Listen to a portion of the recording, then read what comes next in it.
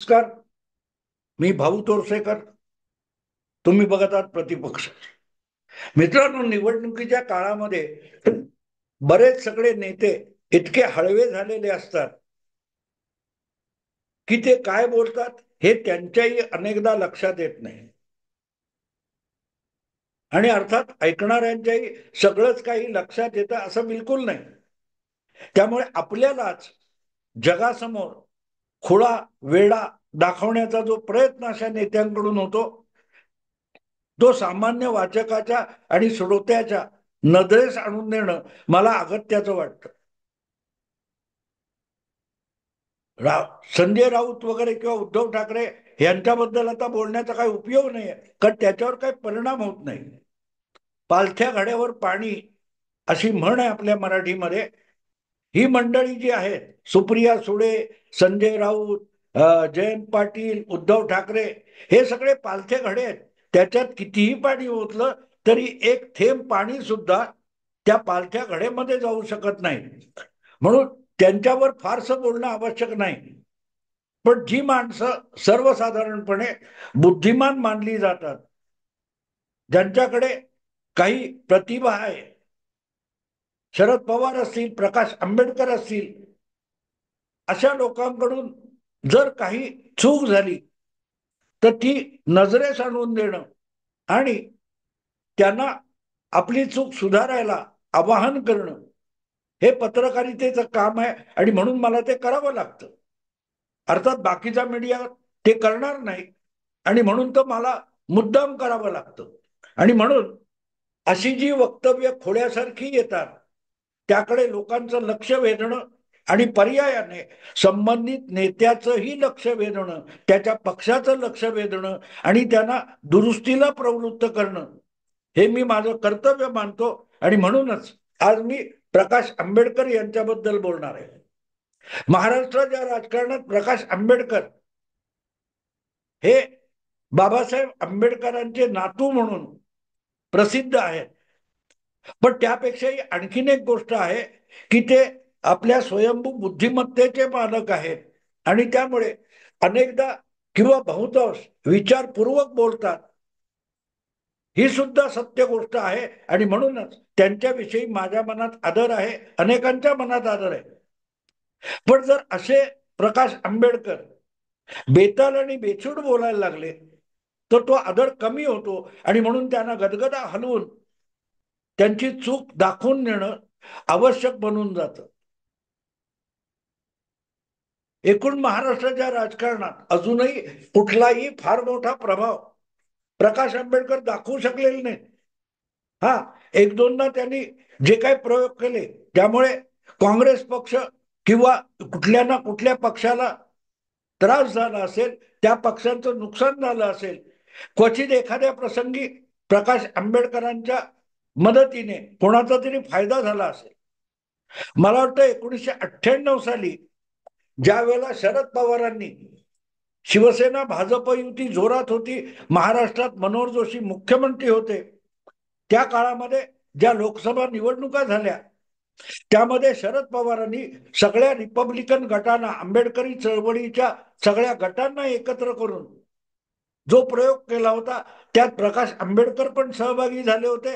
आणि रिपब्लिकन चळवळीचे 4 खासदार रासू गवई, जोगेंद्र कवाडे, रामदास आठवले आणि प्रकाश आंबेडकर असे 4 खासदार लोकसभेत 48 पैकी 4 लोकसभेत पोहोचले होते.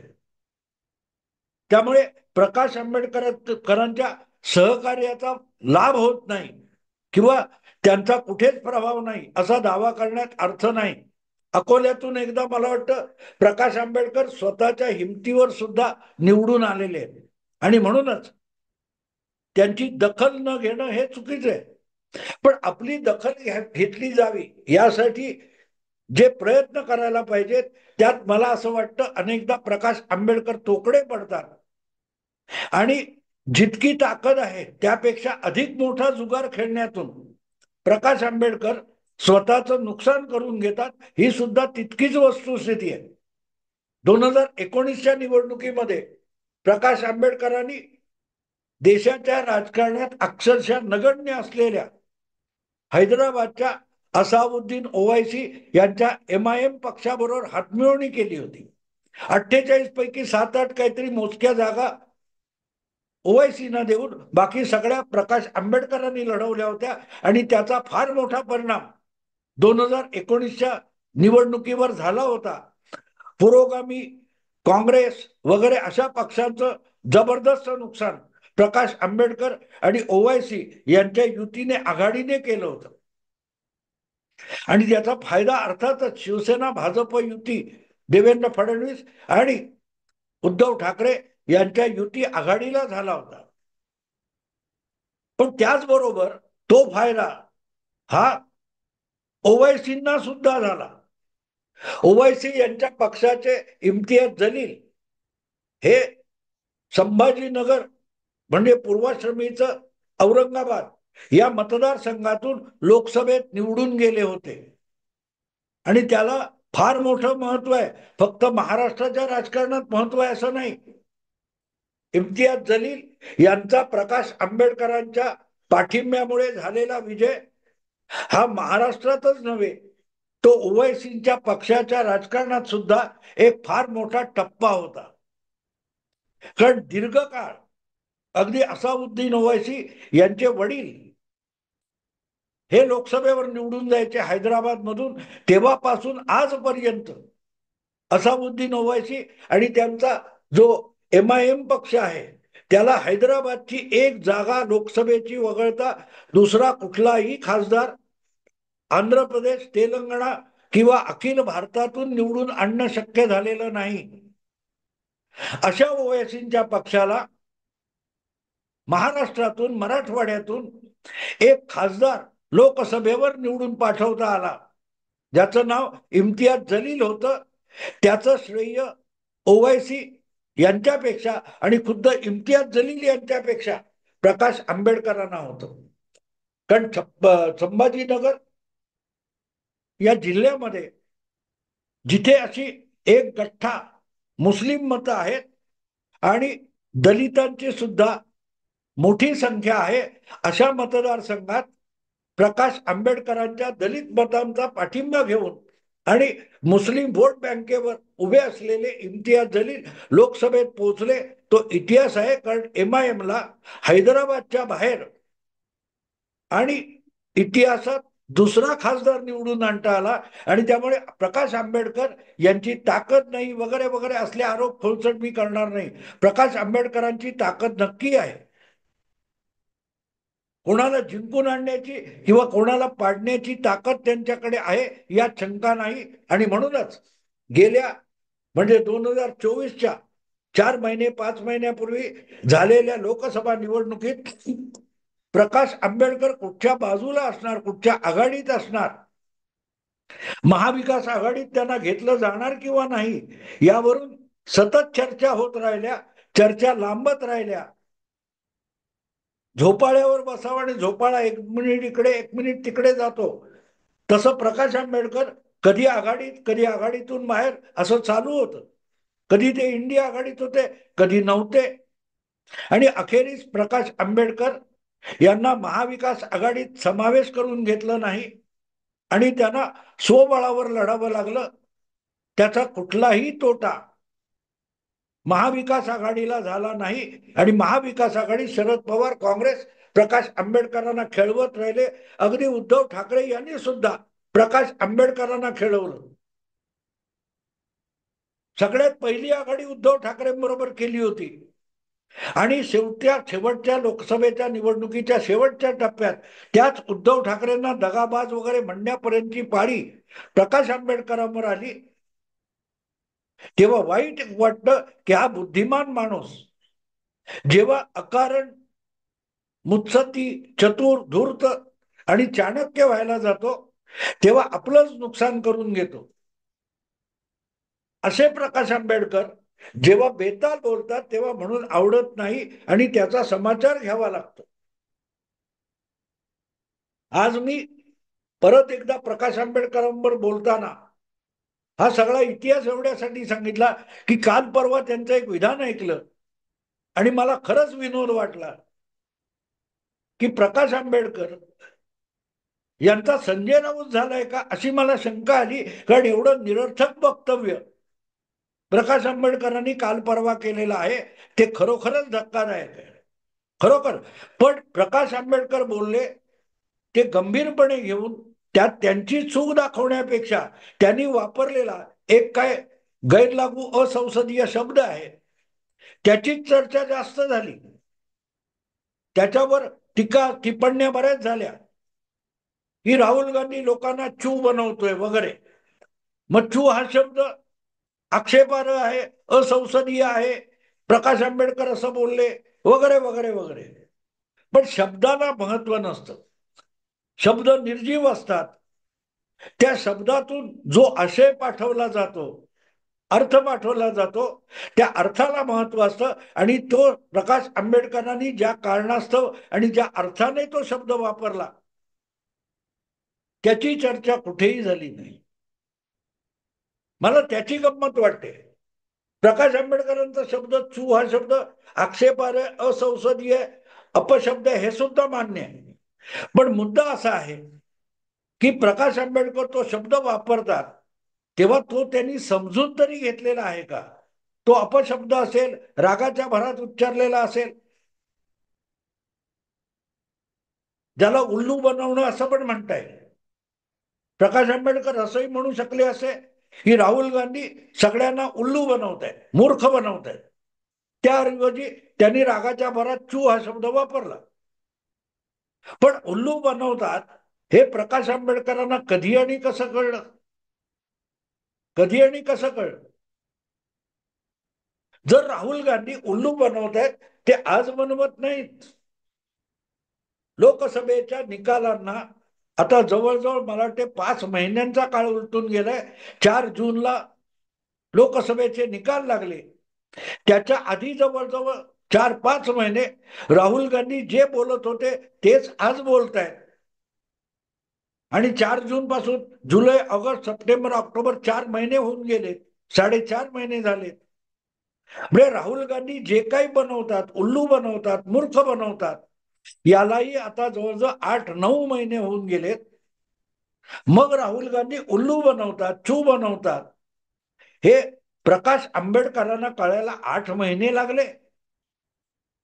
हे 8 महिने प्रकाश आंबेडकर आपली काय ती बुद्धी आहे ती पाळण्यात घालून त्याला जोजवत आणि अंगाई गीत गात होते का? मुद्दा असा आहे की राहुल गांधी उल्लू बनवत असतील तर ते लोकांना उल्लू किती बनवतात हे बाजूला ठेवा. त्यांनी प्रकाश आंबेडकरांना पण उल्लू बनवलेलं नाही राहुल गांधीने.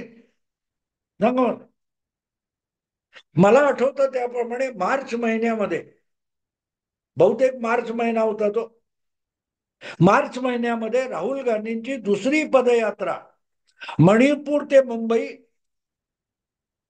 संपत आली होती आणि मुंबईत येऊन ती संपली. आणि त्यानंतर शिवाजी पार्क मैदानावर एनडीए किंवा भाजप विरोधातली सगळ्यात सर्व पक्षांची एक भव्य दिव्य सभा आयोजित केली होती.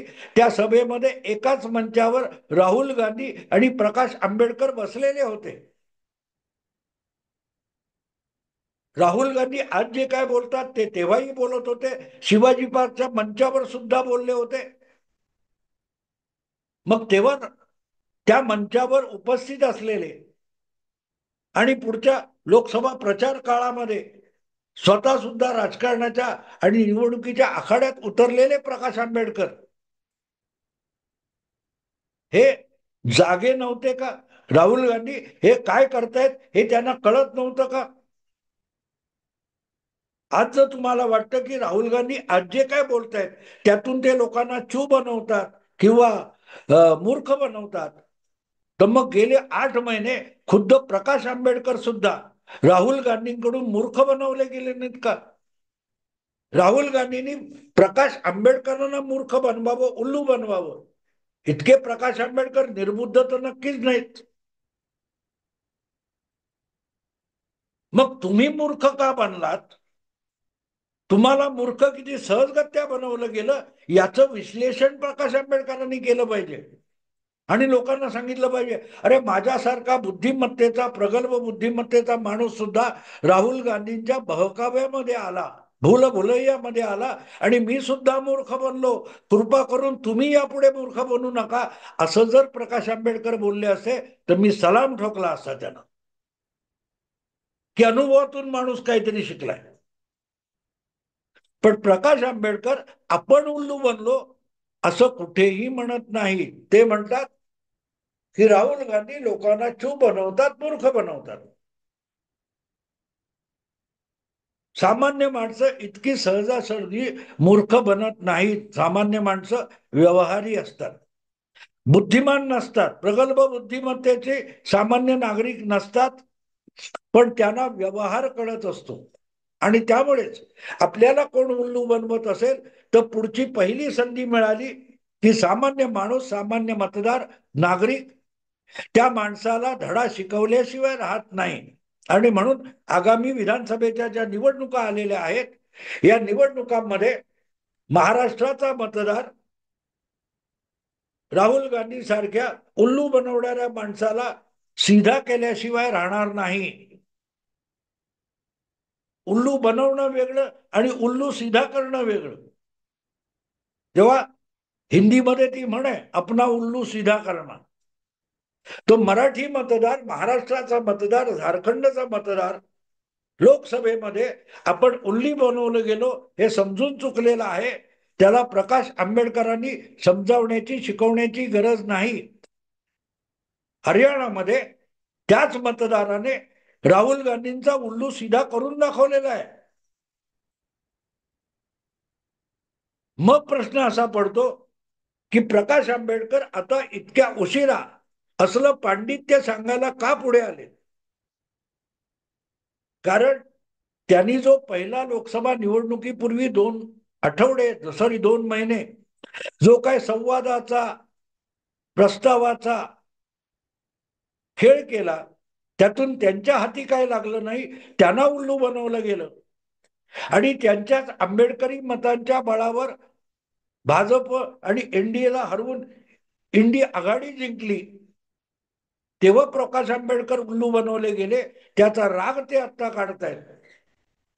पण प्रकाश आंबेडकरांच्या असल्या तळ्यात माळ्याच्या खेळामुळेच आंबेडकरी समाज, दलित समाज हा काँग्रेसच्या मागे आकर्षित झाला.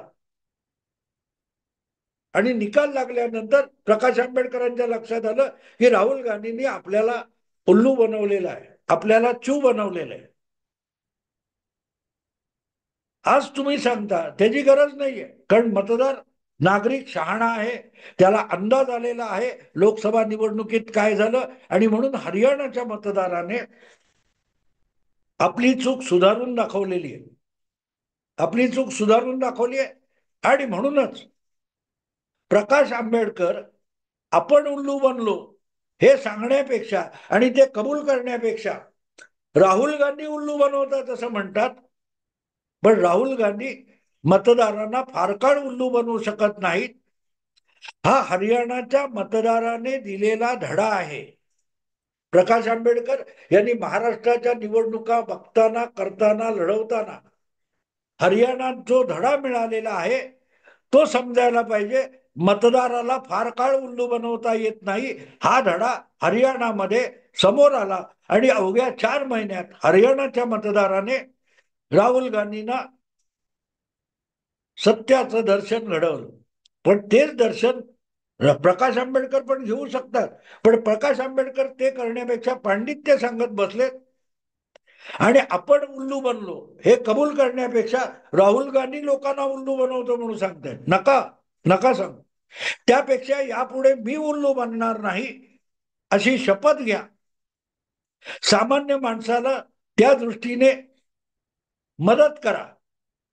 असले लपंडाव खेळत जे तुम्ही बसलाय अनेक वर्ष, ह्या आघाडी, ती आघाडी, त्याला पाडणार, ह्याला धरणार, हा जो लपंडाव आहे त्यामुळे आंबेडकरी मतदार सुद्धा कंटाळून तुमच्यापासून दुरावलेला आहे.